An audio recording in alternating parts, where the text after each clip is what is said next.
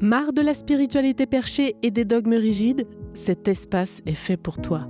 Ici, on parle médiumnité sans chichi, intuition sans pression et éveil spirituel ancré dans le réel. Je suis Lauriane Félicité, coach spirituel et médium enseignante. Je t'aide à explorer ton monde intérieur et à faire grandir tes dons spirituels. Que tu cherches à communiquer avec tes guides, à faire de ta sensibilité une force ou simplement à rayonner ta lumière, tu es au bon endroit. Alors prépare-toi un bon thé, ouvre ton cœur et laisse opérer la magie de ton âme. Et si tu étais médium sans le savoir? Bienvenue dans ce nouvel épisode de la magie de l'âme. Aujourd'hui, j'aimerais te poser une question. Et si l'invisible te parlait déjà tous les jours, mais dans une langue que tu n'as tout simplement pas encore appris à traduire? Pendant très longtemps, on nous a vendu la médiumnité comme au cinéma. La voix grave qui résonne, la vision en 3D au bout du lit, le flash lumineux aveuglant. Bref, le grand spectacle. Du coup, quand on est une personne très sensible, on attend. On attend le grand signe, la preuve ultime, le don qui pop du jour au lendemain. Et en attendant ce truc extraordinaire, on passe complètement à côté de ce qui est déjà là. Parce que la réalité, c'est que le monde spirituel crie très rarement. Il murmure. Il va passer par une pensée qui sort de nulle part. Une petite image de 2 secondes, un frisson sur les bras quand une vérité sonne juste. Ou juste une lourdeur bizarre dans les épaules quand tu rentres dans une pièce. Et comme c'est hyper subtil, le premier réflexe de ton mental, c'est de te dire « c'est mon imagination. Je me fais des films. C'est pas possible que ça m'arrive à moi. » Et si ce n'était pas des films? Et si c'était vraiment ta manière à toi de recevoir? Aujourd'hui, on laisse le spectaculaire de côté. On va revenir à quelque chose de beaucoup plus doux et intime. Décoder ton canal de perception principal. Est-ce que tu captes par des images, par le corps, par une voix intérieure, ou par ces certitudes soudaines où tu sais sans vraiment savoir comment tu sais? Parce que le jour où tu comprends ta propre fréquence radio, tout change. Tu arrêtes de te comparer, tu arrêtes de forcer la porte de la clairvoyance si ton vrai truc c'est le ressenti, et surtout, tu retrouves enfin confiance en ton intuition. Alors installe-toi confortablement, prends une inspiration profonde et laissons ensemble la magie opérer. Tu attends devant la porte alors que l'information est déjà entrée par la fenêtre. Avant d'explorer les différents canaux, je veux poser une base essentielle, une base qui change absolument tout. L'une des plus grandes erreurs quand on s'ouvre à la médiumnité ou à l'intuition, c'est de croire qu'il n'y a qu'une seule bonne manière de recevoir. Et en général, on pense tout de suite à la clairvoyance.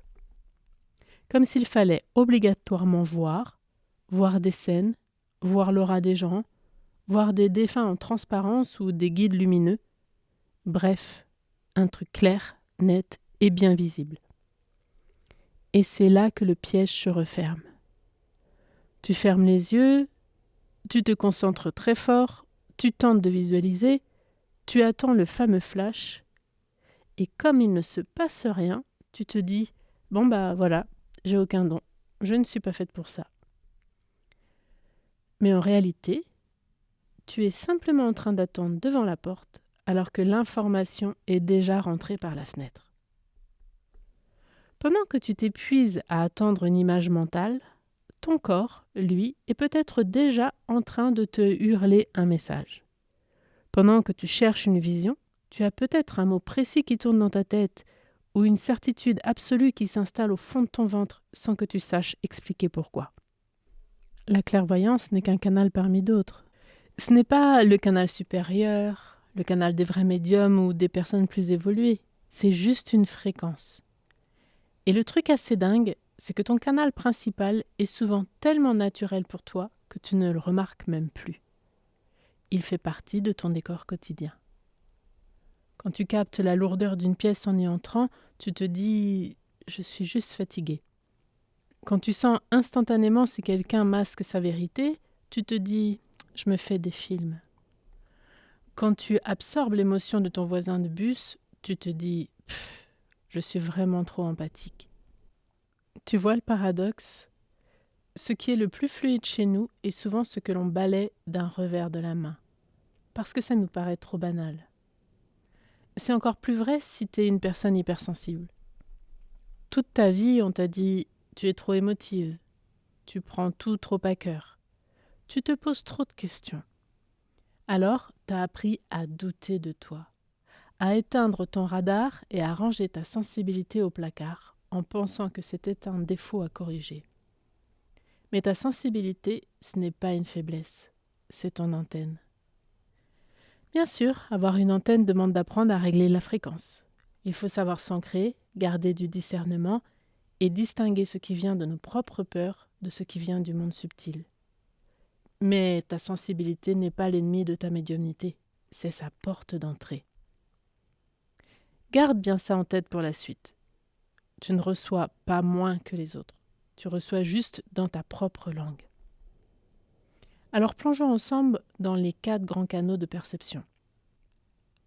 Le visuel, le corps, l'audition intérieure et la connaissance directe. Et pendant qu'on les passe en revue, ne cherche pas le canal qui a l'air le plus stylé.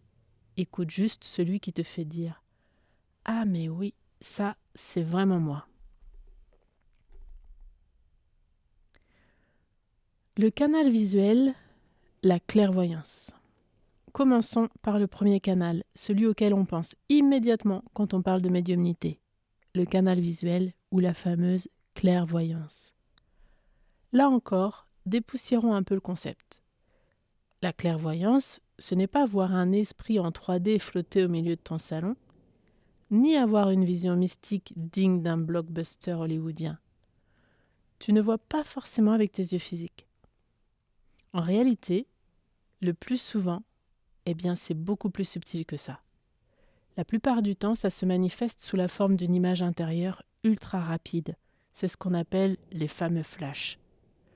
Une couleur, un symbole, un petit arrêt sur image d'1 ou 2 secondes qui traverse ton écran mental. C'est tellement rapide que ton mental prend tout de suite le dessus. Tiens, bizarre, pourquoi j'ai pensé à ça ? Et hop, tu passes à autre chose. Mais le canal visuel fonctionne exactement comme ça. Il te parle en métaphore. Imagine que tu penses à un ami et soudain, une image pop dans ta tête.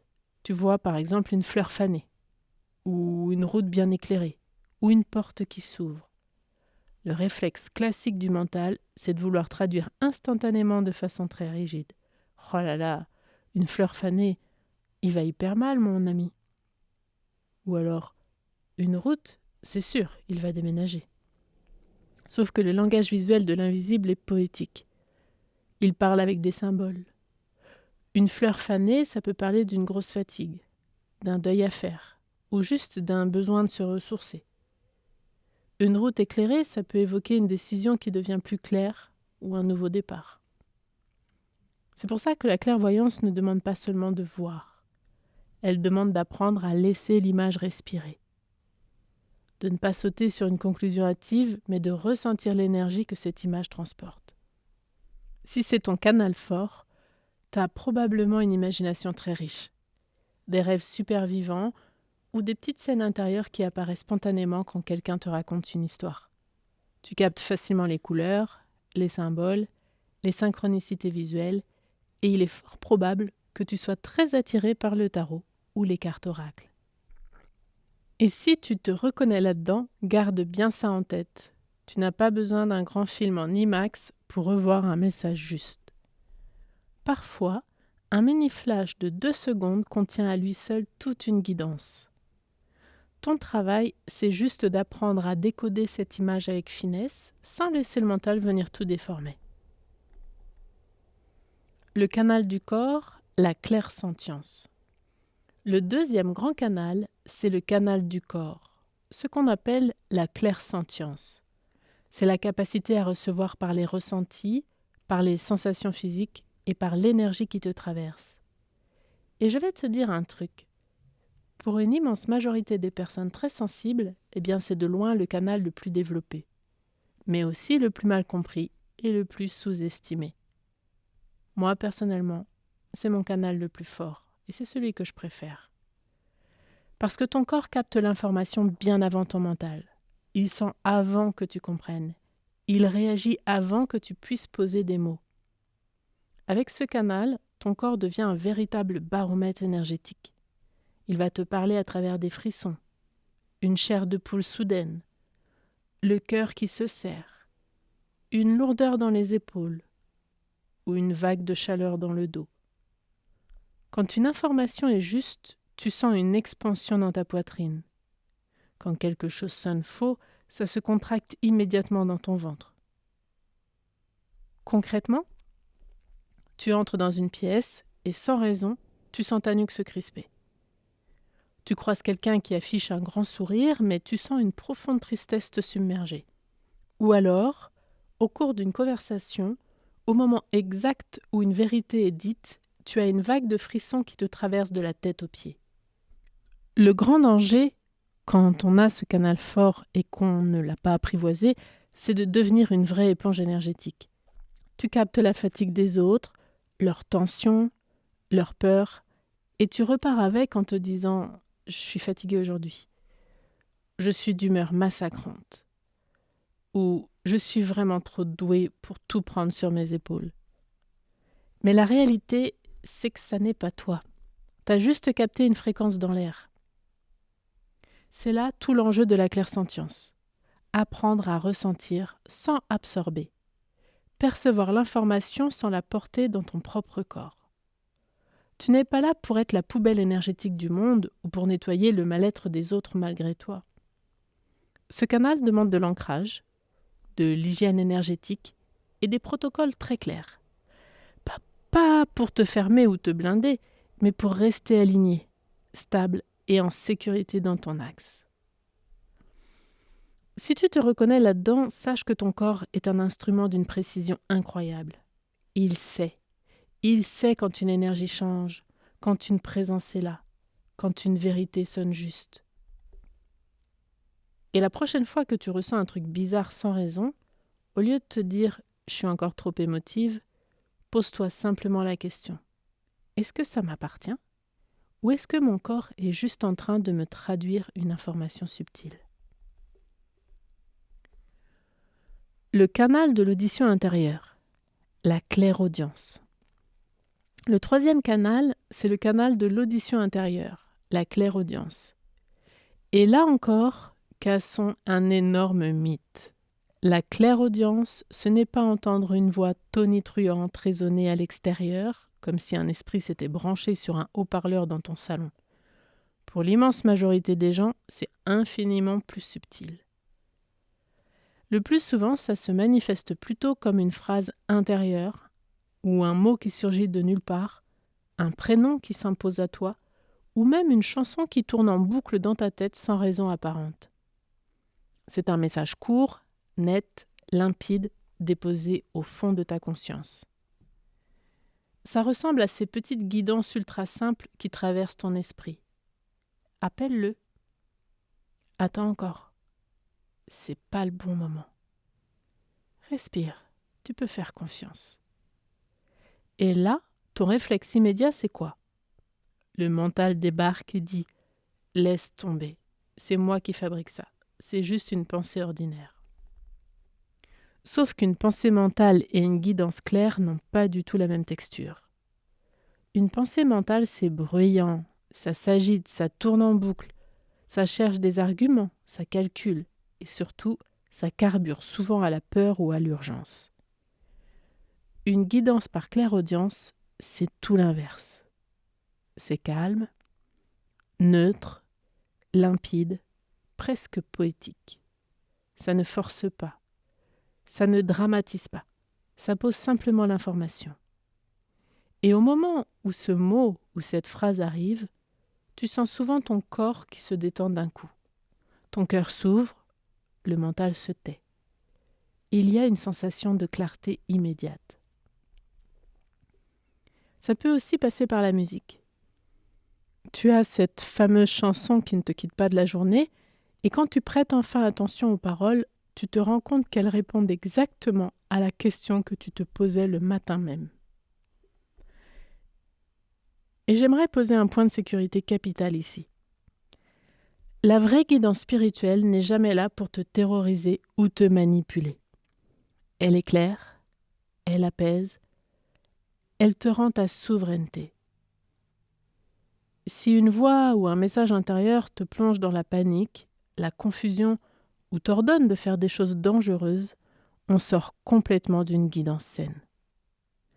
L'invisible, dans sa plus haute vibration, ramène toujours à la paix et au discernement.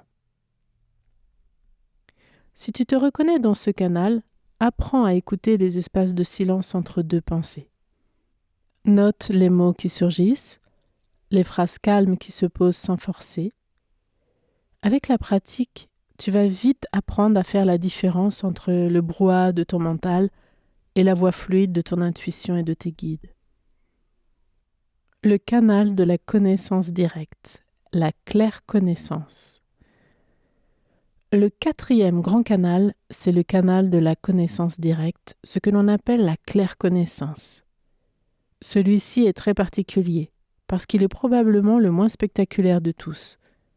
Pas de flash visuel, pas de frissons dans le dos, pas de petite voix dans ta tête, pas de sensation physique particulière. Il y a simplement un savoir brut, une certitude absolue qui débarque d'un coup, sans passer par la case logique. C'est le fameux « je sais », mais je ne sais absolument pas comment je le sais. Si tu fonctionnes avec ce canal, tu as forcément déjà vécu ça. Tu sais pertinemment qu'une personne te ment, même si tous ses arguments tiennent la route. Tu sais qu'il ne faut pas prendre cette route aujourd'hui, même si ton GPS te jure que c'est le trajet le plus rapide. Tu sais qu'une décision est la bonne pour toi, alors que sur le papier, rien n'a encore de sens. Tu comprends une situation dans sa globalité avant même qu'on prenne le temps de te l'expliquer. Et quand on te demande « Mais enfin, comment tu peux être aussi sûr de toi ?» Tu te retrouves complètement bloqué pour répondre. Et oui, parce qu'il n'y a pas d'analyse, pas de raisonnement étape par étape. Tu n'as pas le cheminement. Tu as directement la réponse finale. C'est comme si ton âme avait relié tous les points dans ton dos en une fraction de seconde. C'est pour ça que la claire connaissance, c'est parfois difficile à assumer. Dans notre société, on adore les preuves, les données, les raisonnements logiques. Alors comme tu n'as ni preuve, ni image à montrer, tu te dis « je dois halluciner ». C'est juste une impression.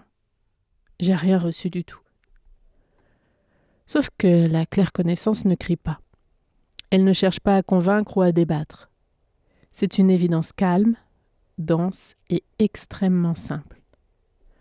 Évidemment, le piège ici, c'est de confondre une intuition profonde avec une certitude fabriquée par nos peurs, nos blessures ou nos projections. Alors comment faire la différence ? Une vraie claire connaissance est profondément neutre et paisible. Elle ne te met pas dans un état de nervosité ou d'urgence. Elle se pose simplement au centre de toi, comme un savoir tranquille, une évidence. Et très souvent, le temps finit par te donner raison. Si tu te reconnais là-dedans, arrête de croire que tu n'as pas de médiumnité sous prétexte que tu ne vois rien et que tu n'entends rien. Tu reçois juste l'information sous sa forme la plus directe et la plus pure, la vérité brute, la claire connaissance. Et juste avant de passer au test, j'aimerais qu'on fasse un petit détour par 2 formes de perception plus rares. Les canaux du goût et de l'odorat, ou la clairgustance et la clairalliance. Avant de refermer notre tour d'horizon des canaux, j'aimerais qu'on fasse un petit détour par 2 formes de perception plus rares, ou en tout cas moins connues, mais qui sont d'une beauté incroyable quand elles s'activent. La clairalliance, ou clairolfaction, et la clairgustance, ou clairgustation. La clairalliance, c'est recevoir une information par l'odorat. La clairgustance, c'est recevoir par le goût. Ces canaux-là, on ne les identifie pas forcément tout de suite quand on commence à explorer sa médiumnité. Pourtant, ils peuvent être d'une précision chirurgicale.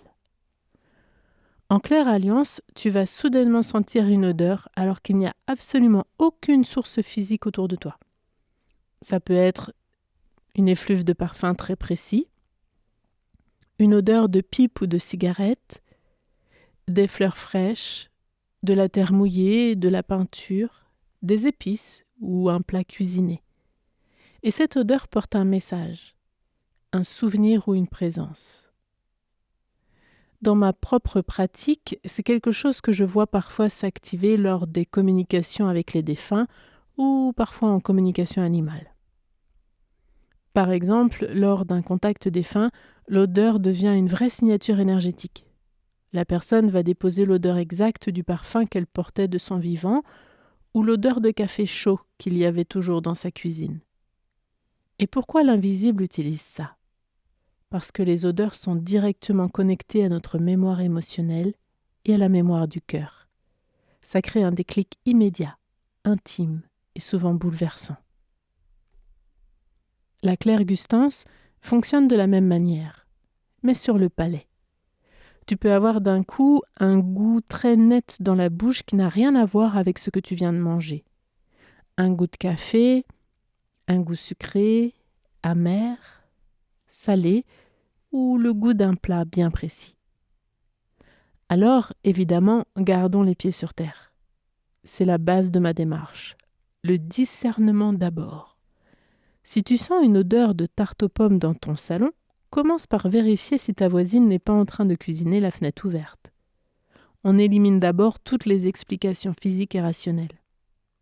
Mais quand tout est vérifié, que tu es dans un espace de connexion et que ce parfum ou ce goût surgit de nulle part de façon ultra précise, ne le balaye pas. Pose-toi simplement la question. À qui ça me fait penser ? Qu'est-ce que ce goût ou cette odeur vient réveiller comme information ? Ça nous rappelle une chose magnifique. L'invisible est d'une créativité infinie. Il peut utiliser l'intégralité de ton système sensoriel pour communiquer avec toi. Pas seulement tes yeux ou tes oreilles, mais aussi tes souvenirs olfactifs et gustatifs les plus touchants. Maintenant que nous avons fait le tour de cette belle palette, je te propose un petit test très simple. Pas un truc cérébral avec des cases à cocher ou 10 minutes d'analyse, juste une manière d'observer ton tout premier réflexe. Parce que ton canal principal se révèle presque toujours dans la première seconde, avant même que ton mental ne débarque avec ses doutes ou ses comparaisons. Alors imagine, tu découvres un nouvel endroit pour la toute première fois. Ça peut être une maison, un hôtel, une forêt, une boutique ou un appartement. Tu franchis le seuil et là, pose-toi la question. Qu'est-ce qui se passe en premier chez toi ? Ne cherche pas la réponse la plus spirituelle, juste ce qui est ultra naturel. Option 1. Est-ce que tes yeux captent immédiatement la lumière, les couleurs, la déco, l'organisation de l'espace ou un petit détail bien précis ? Si ton regard fait un scan visuel instantané, ton canal visuel est probablement ta porte d'entrée principale. Option 2. Est-ce que tu prends le lieu de plein fouet dans ton corps ? Une contradiction dans le ventre, une impression de lourdeur, ou au contraire une vague de légèreté et une chaleur immédiate. Si ton corps dit tout de suite « je me sens bien ici » ou « oh là là, c'est chargé », ton canal fort est très probablement la clairsentience. Option 3. Est-ce que tu captes d'abord le silence, l'ambiance sonore, le rythme du lieu ou la tonalité des voix autour ? Si tu es immédiatement branché sur la vibration sonore et le silence qui t'entoure, alors la clairsentience n'est vraiment pas loin. Option 4. Est-ce que tu sais tout de suite sans savoir pourquoi ? Tu entres et tu as une compréhension globale. Tu sais qu'il y a eu des tensions ici ou qu'il y a eu beaucoup de joie. Pas de flash, pas de frisson, juste une certitude instantanée. Là, tu es en plein dans la claire connaissance. Alors, c'est quoi ton tout premier réflexe? Évidemment, tu peux combiner plusieurs canaux. Ressentir dans le corps, puis avoir un flash, ou savoir quelque chose et avoir un frisson de confirmation. Mais ce premier mouvement fugace avant le doute et avant l'analyse, c'est ta signature intuitive. Ces prochains jours, amuse-toi à jouer les observatrices. Quand tu entres dans un lieu ou que tu rencontres quelqu'un, regarde ce qui vient en premier. Est-ce que tu vois? Est-ce que tu ressens? Est-ce que tu entends? Ou est-ce que tu sais? Pas de pression, pas de performance, tu es juste en train d'apprendre à reconnaître ta propre langue. Maintenant, j'aimerais qu'on aborde ensemble les erreurs les plus fréquentes. Parce que très souvent, ce ne sont pas nos capacités qui manquent, c'est simplement notre façon de les chercher qui nous empêche de les voir. La première erreur, c'est de vouloir copier le canal de quelqu'un d'autre.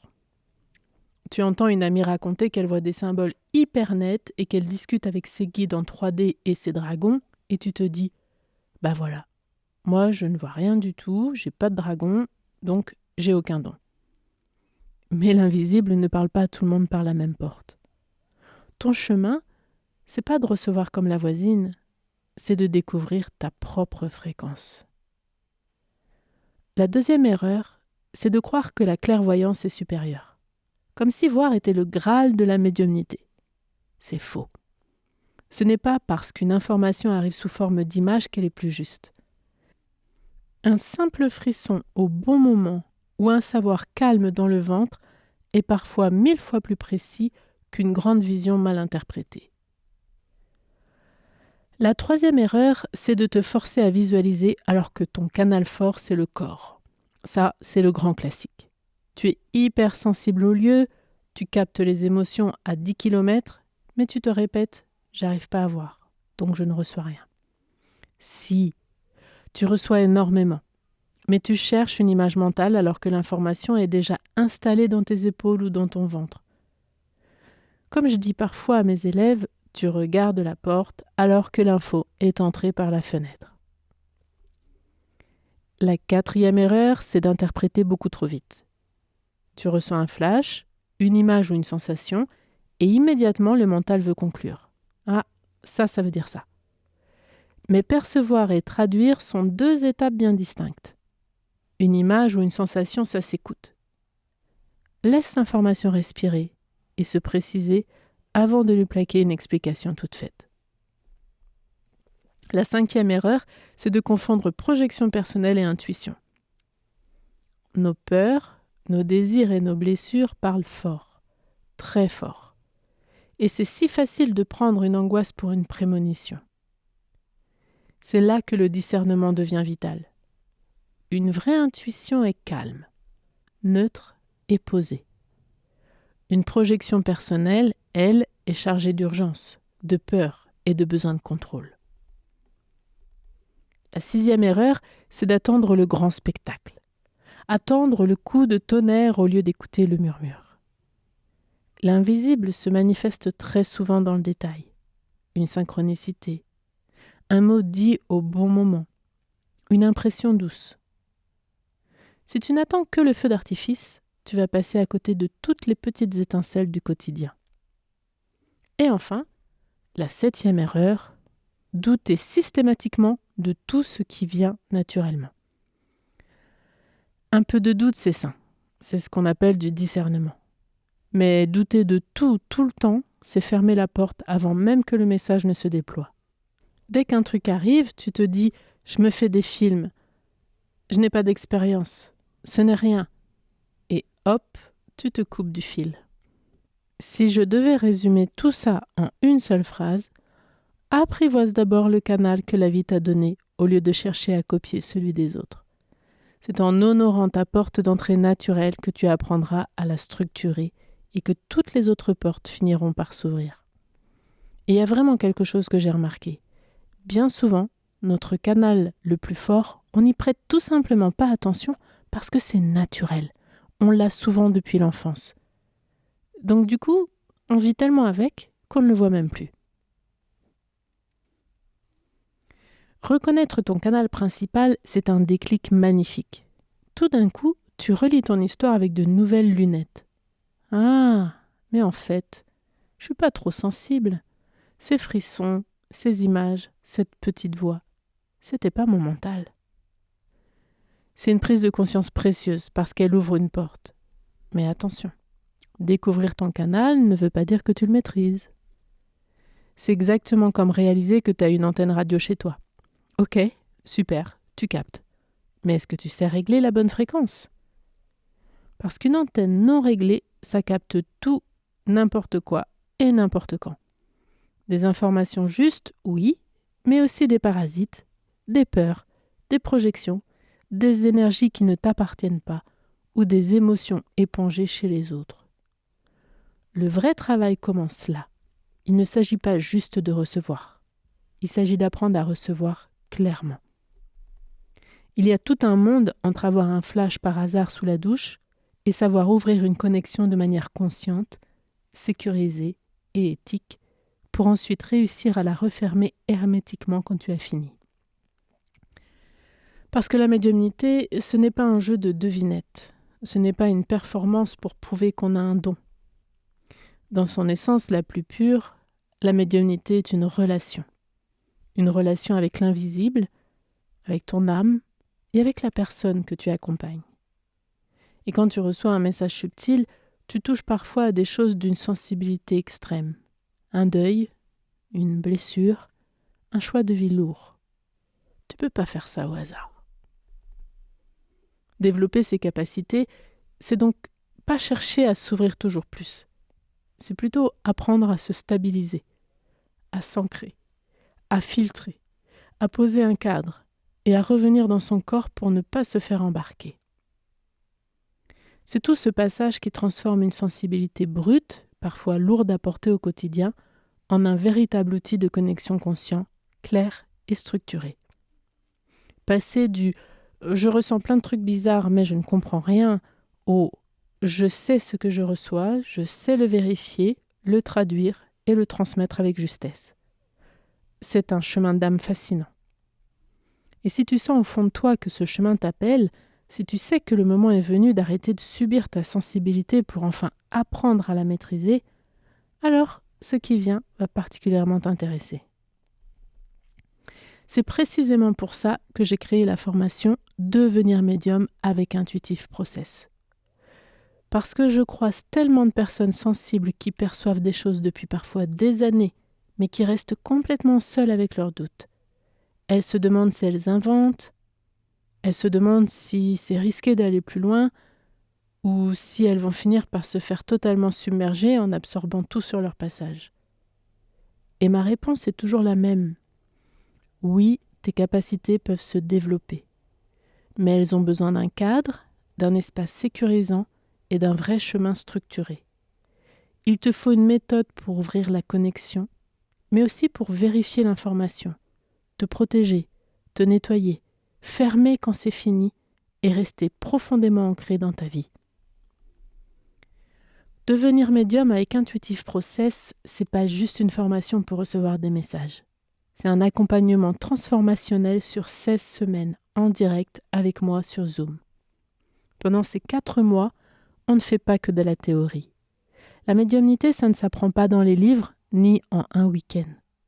Ça se développe en pratiquant, en expérimentant, en se trompant, en réessayant et en ayant un regard extérieur pour corriger la posture. Concrètement, dans la formation, on apprend la lecture d'aura et la lecture psychique. On établit un contact éthique et sécurisé avec tes guides et les défunts. On intègre des soins énergétiques spirituels. Et surtout, on pose des protocoles clairs pour savoir ouvrir et fermer la connexion sans jamais mettre ton énergie en danger.